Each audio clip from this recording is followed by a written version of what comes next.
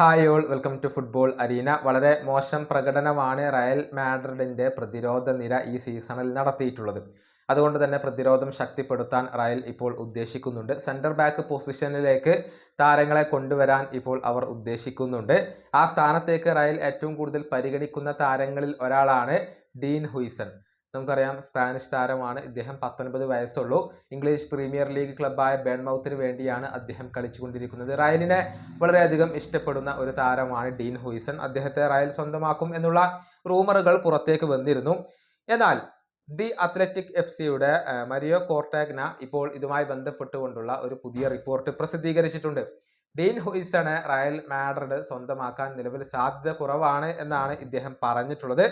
അതായത് Dean ഹുയ്സന്റെ ക്യാമ്പുമായി Real contact ചെയ്തിരുന്നു. അവിടെ പോസിറ്റീവായ സൈനുകളാണ് ഉള്ളത്. പക്ഷെ 50 മില്യൺ പൗണ്ട് ആണ് താരത്തിന്റെ റിലീസ് ക്ലോസ്. ഇത്രയും വലിയ തുക താരത്തിന് വേണ്ടി ചിലവഴിക്കേണ്ടതില്ല. 19 വയസ്സുകാരനായ ഈ താരത്തിന് 50 മില്യൺ പൗണ്ട് ചിലവഴിക്കേണ്ടതില്ല എന്ന ഒരു നിലപാടിലാണ് റയൽ ഉള്ളത്. അതുകൊണ്ട് തന്നെ അദ്ദേഹത്തെ റയൽ കൊണ്ടുവരാൻ സാധ്യതയില്ല. പകരം ഡീൻ ഹുയ്സൺ മറ്റേതെങ്കിലും പ്രീമിയർ ലീഗ് ക്ലബിലേക്ക് ചേക്കേറിയേക്കും എന്നാണ് അത്ലറ്റിക് FC ഇപ്പോൾ റിപ്പോർട്ട് ചെയ്തിട്ടുള്ളത്. ലിവർപൂളിന് താല്പര്യമുള്ള താരമാണ് ഹുയ്സൺ. അതുകൊണ്ട് തന്നെ അദ്ദേഹം ലിവർപൂളിലേക്ക് പോയാലും ആശ്ചര്യപ്പെടേണ്ടതില്ല. റയൽ മാഡ്രിഡ് ഇത്രയും വലിയ ഒരു തുക ചിലവഴിക്കാൻ തയ്യാറല്ല എന്നാണ് അറിയാൻ കഴിയുന്നത്. ഇനിയിപ്പോൾ സെൻട്രൽ ബാക്ക് പൊസിഷനിലേക്ക് റയൽ ആരെ കൊണ്ടുവരും എന്നതൊക്കെ കാത്തിരുന്ന് കാണേണ്ട കാര്യമാണ്. വില്യം സാലിബയെ കൊണ്ടുവരാൻ താല്പര്യമുണ്ട്. പക്ഷെ വരുന്ന സമ്മറിലൊന്നും അദ്ദേഹത്തെ ലഭിക്കില്ല എന്നത് ഏറെക്കുറെ ഉറപ്പായി കഴിഞ്ഞിട്ടുണ്ട്. ഈ വീഡിയോയുടെ അവസാനിപ്പിക്കുന്നു. അടുത്ത വീഡിയോയുമായി വീണ്ടും കാണാം.